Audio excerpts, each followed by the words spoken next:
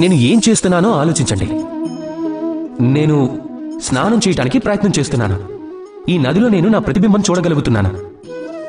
ఒకవేళ నా మనసులో ఈ ఆలోచన తీసుకొస్తే నేను ప్రతిరోజు స్నానం చేయటానికి గల అర్థం నా శరీరానికి స్నానం చేయించటం. ఏంటి ఇది సరైందేనా? ఏంటి అలా అవుతుందా అసలు? లేదు, ఖచ్చితంగా కాదు. ఎందుకంటే మీ శరీరం మీ వశంలో ఉంది. మీరు మీ శరీరాన్ని తడపనంత వరకు అప్పటి వరకు మీ యొక్క ప్రతిబింబం తడవదు. ఇప్పుడు మీరు ఆలోచిస్తూ ఉంటారు, నేను ఇలా వ్యర్థపు మాటలు ఎందుకు మాట్లాడుతున్నాను అని. ఎందుకంటే ఈ మాటల్లోని భావం మన జీవితంలోని అనుభవం నుంచి వచ్చినది. మన జీవితంలో ఈ అనుభవం ఎంతో ముఖ్యమైనది అవుతుంది. కొంతమంది ఎలా అనుభవం నుంచి వచ్చినది.